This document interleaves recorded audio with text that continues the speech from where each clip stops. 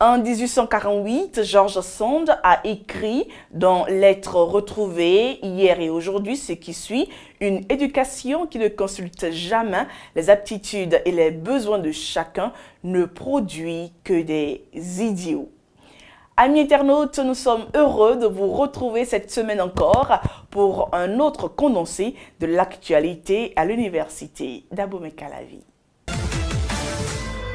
Le laboratoire de biologie appliquée de l'EPAC s'est assigné une noble mission depuis plus d'un an: contribuer à circonscrire les maladies transmises à l'homme par les petits mammifères. C'est le groupe de recherche Rongeurs et Santé publique qui s'en occupe. L'utilisation des sachets plastiques dans les commerces à l'USC, malgré la prise de l'arrêté rectoral l'interdisant, demeure d'actualité. La lutte nécessite d'autres actions car pour les vendeurs, les sachets leur sont indispensables. Amis internautes, à nouveau, bonjour à chacun, bonjour à tous et merci à vous d'être des nôtres. Lui reconnaître ses nombreux mérites avant son dernier souffle, un trio de jeunes universitaires travaille dans le but de rendre hommage à l'historien Félix Iroko. Avec le concours des éditions plurielles, ils ont publié un ouvrage en son honneur. Abiola Félix Iroko, itinéraire d'un chercheur africain hors pair. C'est le titre du livre lancé officiellement le vendredi 16 mars 2018. C'était en présence des professeurs d'université, d'administratifs, d'étudiants et du premier concerné. Reportage. S'intéresser au parcours scientifique du professeur d'université Abiola Félix Iroko. C'est s'accrochant à cet objectif que Arthur Vidot, Paul Akogny et Romaric Adjovi ont publié un ouvrage hommage au nom du patriarche, comme l'appelle le représentant du recteur de l'université d'Abomey-Calavi, qui félicite les auteurs. Ce qui distingue l'université du collège, c'est la recherche, c'est la publication. Et c'est heureux quand de jeunes collègues, je peux dire à l'entame donc de leur carrière, comprennent déjà l'enjeu de la publication et qui plus est, ont le sens de l'hommage.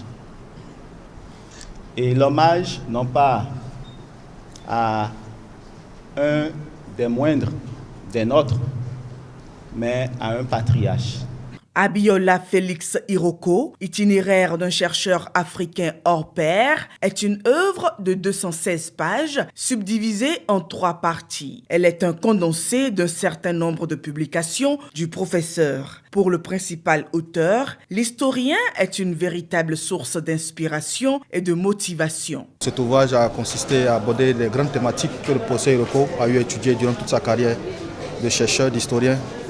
Et donc, parmi les grandes thématiques, il y a celle en rapport avec la traite négrière et ses conséquences sur le continent africain.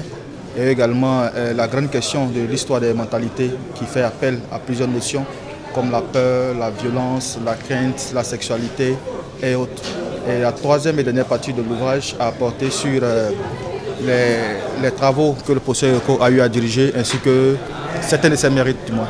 Le professeur d'université, âgé de 73 ans, présent à la cérémonie hommage, reconnu aussi pour son humilité, a remercié les initiateurs tout en avouant qu'on ne peut le classer au même rang que Cheikh Anta Diop et Joseph Kizerbo, comme l'ont fait les écrivains.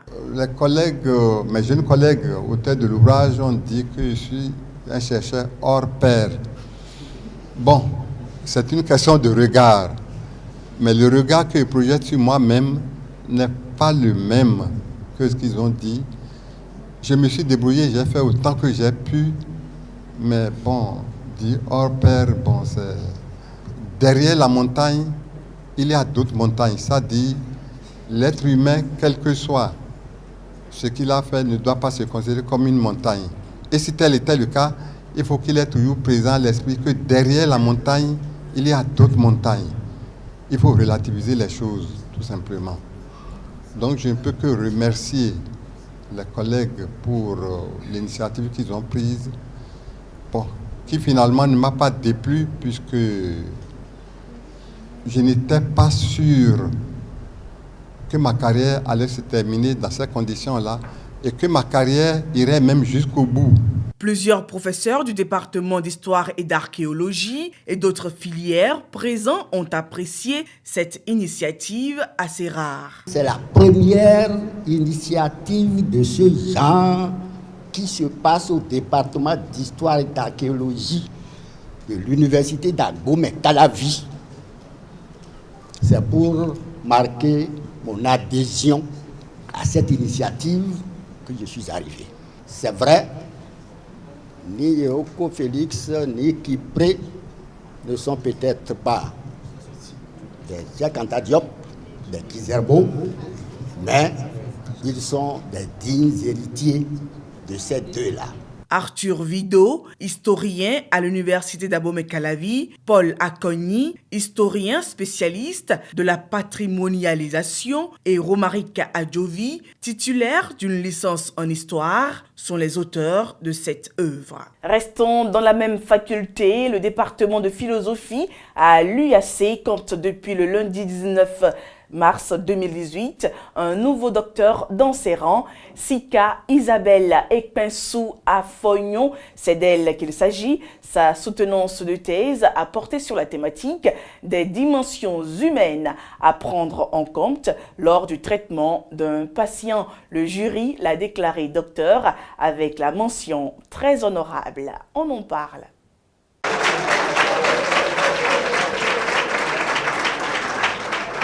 Une femme, une mère de famille dans un amphithéâtre à l'université d'Abomey-Calavi vient d'être ovationnée par l'assistance. Sika Isabelle Ekpensou Afoignon est déclarée docteur en philosophie avec la mention très honorable. Le jury l'a déclarée digne du grade de docteur de l'université d'Abomey-Calavi en philosophie dans la spécialité philosophie éthique. Observation des membres du jury. Sujet original et d'actualité.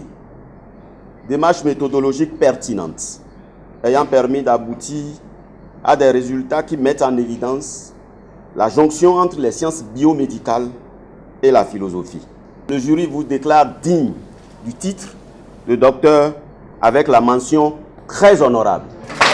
La prise en compte des dimensions humaines, qu'elles soient sociales ou spirituelles, lors des traitements médicaux fournis à des patients souffrants, c'est ainsi qu'on peut désigner autrement la thèse de l'impétrante intitulée « La qualité des soins et l'exercice de la profession médicale au Bénin, problèmes d'éthique et de déontologie ». Un thème très inhabituel dans le domaine philosophique.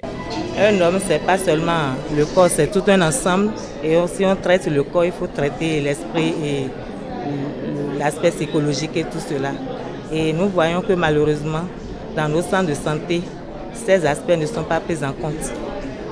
Commençant par un certain nombre de critères que nous avons déplorés, l'accueil, la relation entre soignants-soignés qui est vraiment défectueuse et la prise en charge des malades qui ne se fait pas comme cela se doit, suivant les normes établies. 5 années de recherche, de travaux sur le terrain, de difficultés, d'inaccessibilité à certaines données et témoignages pour enfin récolter des lauriers. L'approbation du jury est presque palpable.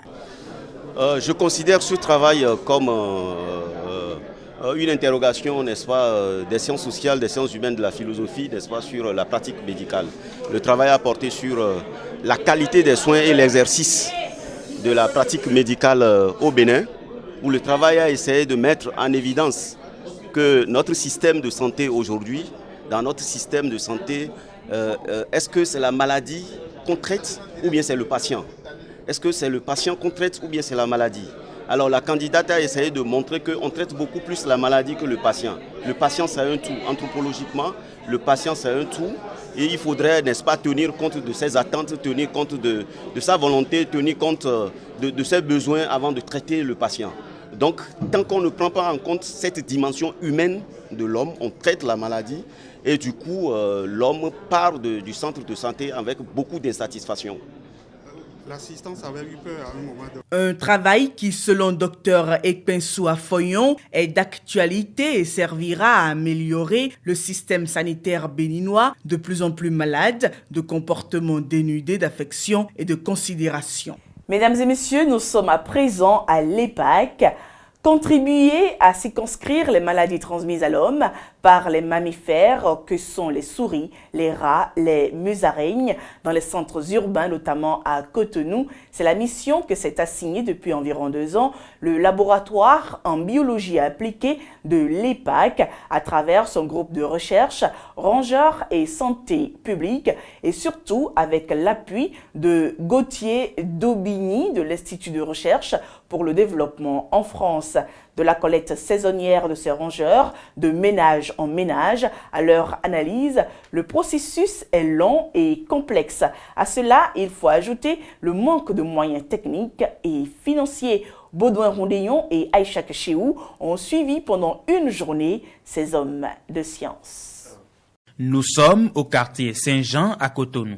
Henri Joël, Sylvestre et Gauthier, leur chef, sillonnent cours et chambres de 10 maisons où ils posent et reprennent des pièges munis d'appâts. Objectif, ils capturent vivants des petits mammifères et étudient en laboratoire le rôle de ces animaux dans la circulation et la transmission de plusieurs maladies à l'homme. Gauthier Daubigny, enseignant-chercheur à l'Institut de recherche pour le développement IRD en France. On se rend compte au fur et à mesure des études qu'en fait beaucoup de maladies infectieuses, c'est-à-dire des maladies dues à des microbes, qui provoquent de la fièvre, sont confondus en fait avec d'autres maladies très importantes, mais plus connues comme le paludisme, la dengue, ou des choses comme ça.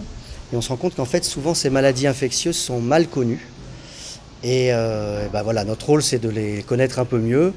Et quand on en connaît mieux, c'est d'essayer de dire au public et aux autorités sanitaires, voilà, vous avez éventuellement tel problème, tel microbe, et que ce microbe est lié en fait aux rongeurs ou aux musaraignes qui vivent chez les gens.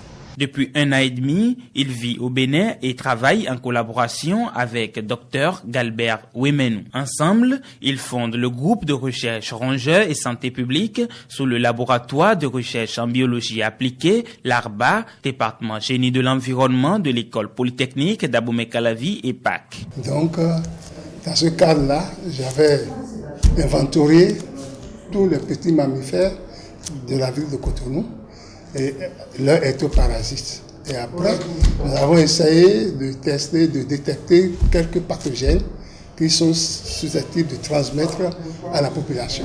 Dans 2 autres quartiers de Cotonou que sont Lahadji et Agla, Gauthier et son équipe collectent périodiquement 7 types de rongeurs et 2 types de musaraignes. Une fois sur le plateau technique, ils tuent et dissèquent les animaux pour des besoins d'analyse. On prend la rate parce que la rate est le lieu où se cachent beaucoup de bactéries, c'est-à-dire certains microbes qui font beaucoup d'infections chez l'homme. Et là, je prends le rein, par exemple. C'est là où se fabrique l'urine, dans le corps de l'animal, comme chez l'homme. Et c'est dans cet organe qu'on va trouver les leptospires. Vous savez, ces microbes responsables de la leptospirose, cette fameuse maladie que les rats urinent dans l'eau dans laquelle se contamine l'homme. Plusieurs étudiants, dont Henri Joël Dossou, dans le cadre de sa thèse, participent activement à cette recherche et lui confèrent ainsi son caractère pluridisciplinaire. Il y a une partie géographique que moi je fais, c'est que quand nous finissons nos captures, je retourne sur le terrain avec un GPS qui me permet de faire donc du tracking, de prendre de la donnée terrain et de pouvoir faire de la cartographie, je dirais, assistée. Pourrait me permettre, moi, d'attester que oui, la maladie, elle est là, parce que telle et telle condition ou tel et tel élément du paysage urbain sont liés ou se mettent ensemble pour permettre à la maladie d'être présente là, en ce moment-là. Les travaux du groupe s'intéressent également au lien qui peut exister entre les pathologies transmises par les rongeurs et la qualité de l'eau dans les ménages. Et on espérait, mais pour l'instant on n'a pas réussi à faire le lien entre la leptospirose, une maladie que les rongeurs excrètent pisse dans l'eau, en fait, et la qualité de l'eau. Et du coup ça permet des études qu'on fait en collaboration avec l'INE à l'UAC, des études sur la qualité de l'eau en ville, et on regarde comment ces polluants, qui sont des polluants urbains, dus à l'homme, rentrent dans la nappe phréatique en fait.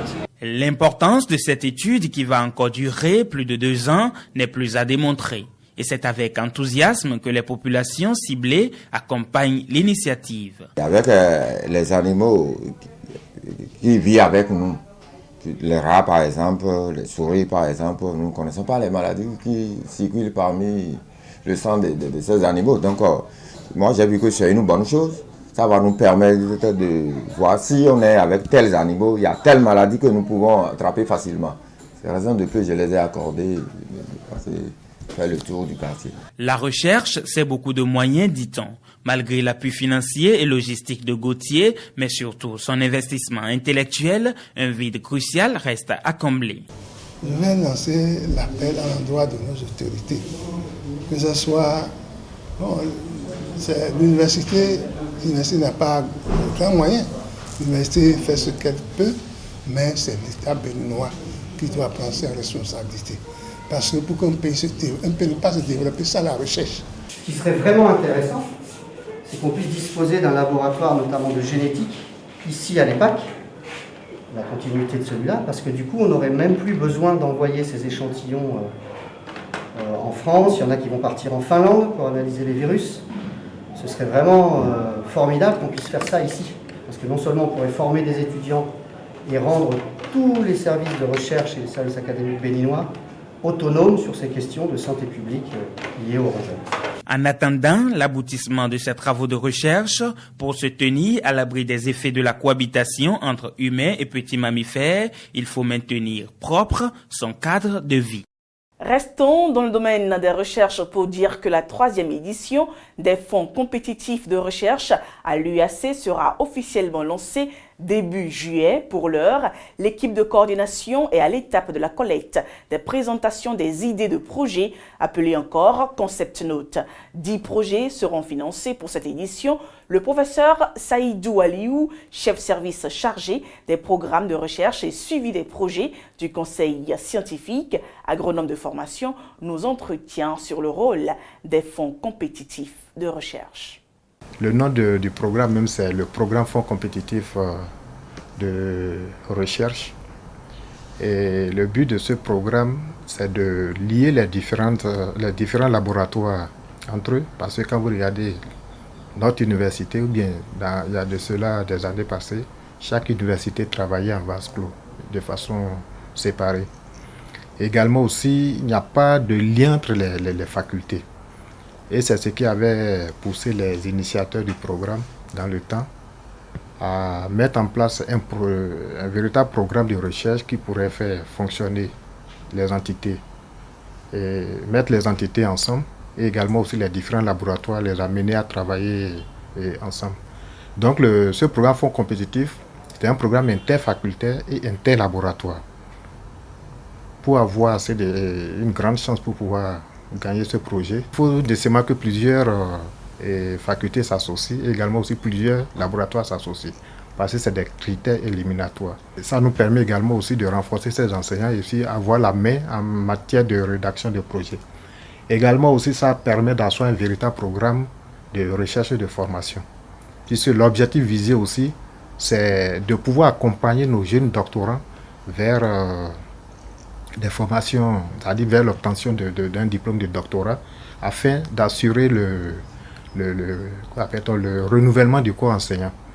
À travers ces fonds compétitifs, il y a des publications qui sont générées, beaucoup d'enseignants en utilisent, en profitent ou bien en bénéficient, c'est pour aller au CAMES. Il faut aussi dire qu'il y a de très bons résultats qui sont obtenus à travers ces fonds-là. Il y a des gens qui ont pu obtenir des brevets, il y a des gens qui ont pu mettre en place des innovations technologiques qu'on peut mettre sur le marché. Toutes les entités de l'université d'Abomey-Calavi peuvent compétir. Parce que c'est un fonds qui prend en compte toutes les spécialités. Depuis les sciences biologiques, les sciences sociales, les sciences économiques et de gestion, les sciences sportives et consorts, les sciences de la santé, et tous peuvent compétir. Il n'y a pas de discrimination. Mais le jury qui évalue les dossiers, c'est un jury international. Au niveau du budget de l'UAC, pour cette année 2018, c'est 10 projets seulement que nous envisageons financer. Mais le conseil scientifique est en train d'entreprendre des démarches pour voir si on peut trouver des financements additionnels auprès de certains partenaires. Je l'ai annoncé à l'entame de ce journal. À l'avant-garde de la protection de l'environnement, les autorités de l'UAC ont sorti, il y a quelques années, un arrêté rectoral pour interdire l'utilisation des sachets plastiques sur le campus. Malgré les nombreuses conséquences qu'engendrent ces sachets sur l'écosystème et la santé des populations, les commerces semblent réfractaires à l'observance de cette règle et insensibles aux graves déconvenues. Ils estiment que son utilisation leur est indispensable. Dame Pierrette est vendeuse d'ananas sur le campus d'Abomey-Calavi. Pour servir sa clientèle, elle a constamment recours aux sachets plastiques. Pour les clients qui achètent jusqu'à 10 ananas, nous leur vendons dans les sacs de 100 francs ou 200. Mais pour les ventes à l'unité, nous les servons dans les sachets plastiques blancs. Comme Pierrette, d'autres usagers trouvent l'utilisation du sachet comme une nécessité. Quand tu perds ananas et autres, tu es obligé de prendre des sachets. Malheureusement, tu es obligé de prendre les sachets et c'est dans nos habitudes. Quand je prends de l'eau, j'achète du Pierretta, souvent c'est dans sachet. Ce n'est pas bon l'utilisation, mais comme on n'a pas le choix pour le moment, donc nous sommes contraints à ça. Pourtant, il existe un arrêté rectoral qui interdit cette pratique. C'est un arrêté rectoral qui stipule que les usagers du marché de notre campus ne doivent plus utiliser les sachets plastiques. L'arrêté est sorti juste pour quand même réprimer en quelque sorte l'utilisation. Je n'utilise pas les sachets plastiques. Parce que le rectorat interdit cela. On nous l'a interdit depuis le premier mandat du directeur Saint-Saint pour que notre environnement soit quand même appréciable, propre. Pour Charlotte, son refus d'utiliser le sachet plastique, loin d'être une contrainte, est un choix délibéré et consciencieux des dangers des déchets plastiques sur l'environnement. Nous n'utilisons pas les sachets plastiques parce qu'ils mettent du temps à se détériorer. Par illusion ou ignorance, d'aucuns estiment que tout dépend du type de sachet utilisé. À ce qui paraît, le blanc est plus hygiénique que le noir. Quand on a appris cela, pour d'autres choses, on utilise le blanc au lieu du noir. J'ai fait quelques expériences pour comprendre la différence entre les sachets blancs et les sachets noirs. Les blancs, même 3 semaines après les avoir jetés à terre, ils se trouvent complètement disséqués et fragilisés. Les sachets noirs, par contre, restent intacts même après 6 mois enfouis dans le sol. Pour renforcer la lutte au plan national, le Parlement béninois a adopté le 3 novembre 2017 une loi portant interdiction des sachets plastiques. Toutefois, sa mise en application doit satisfaire un préalable selon certaines opinions. Les autorités qui interdisent les sachets plastiques doivent nous trouver une alternative. Si elles empêchent la provenance des sachets du Nigeria, nous n'en aurons plus au Bénin. Mais si on permet le transport des sachets du Nigeria pour ici, nous ne pouvons que les utiliser. Par exemple, si je dois payer un sachet de 5 francs pour y mettre de l'ananas pour 100 francs et qu'on me dise non, n'utilisez plus les sachets, allez chercher des plats jetables qui sont vendus à 50 francs, 100 francs. Ne demandez pas à un Béninois comme moi, ayant une situation que nous connaissons très bien, de laisser le sachet de 5 francs et d'aller payer un plat jetable de 100 francs. C'est impossible. Au Bénin, les matières plastiques ne sont pas recyclées et produisent plus de 72 000 tonnes de déchets par an. La majorité de ces déchets polluent les terres et les océans. Et selon une étude menée par la Fondation Hélène Makatu, à l'échelle mondiale, 1 million d'oiseaux de mer et 100 000 mammifères marins meurent chaque année en raison de cette pollution.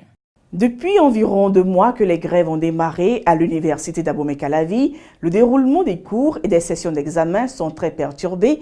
Les apprenants sont ainsi laissés à eux-mêmes.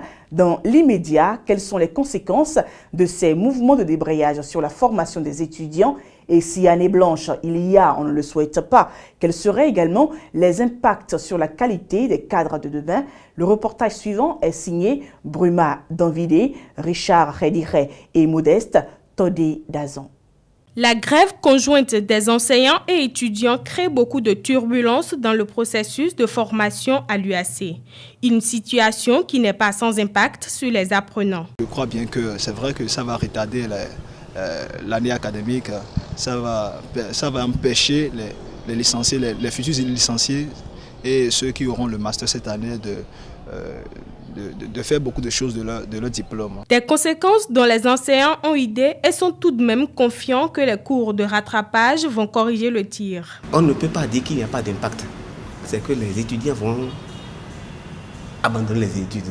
Ils vont abandonner les cahiers. Il n'y a rien à faire. Très peu d'étudiants, au moment où nous parlons, ont l'esprit tourné vers leurs fiches de cours ou leurs livres. Parce qu'il n'y a pas de contrainte, il n'y a pas de pression. C'est déjà ça. Et ce n'est pas bon. Dès que la situation se normalise, l'État n'a jamais eu besoin de nous demander de faire des rattrapages avant qu'on ne le fasse. On n'attend pas. On n'attend pas l'État. C'est nous qui constatons que le point auquel nous sommes arrivés n'est pas suffisant pour permettre pour donner à nos étudiants ce qu'il leur faut. Alors, on fait les rattrapages. On le fait sans attendre l'injonction ou la plaidoirie de qui que ce soit. Le spectre de l'année blanche qui plane, selon certains, engendrerait beaucoup de dégâts si cela se produisait. Je vois que c'est vrai, il y a beaucoup d'étudiants qui vont laisser les bancs, ils vont laisser les études au profit d'autres secteurs, du gain facile par exemple, et ce qui crée du désordre dans le pays, de l'anarchie dans la jeunesse, ce que nous ne voulons pas. Mais pour certains étudiants, subir les déconvenues des mouvements de grève n'est rien d'autre que le prix de leur soutien aux enseignants et à leurs camarades, car la victoire ne vient qu'après des moments de lutte. Écoutez, ce qui est sûr, il y aura forcément des conséquences. Mais nous n'allons plus, d'accord, nous n'allons pas refuser qu'il y ait des conséquences, parce que c'est comme on dit, on ne fait pas des omelettes sans casser les œufs.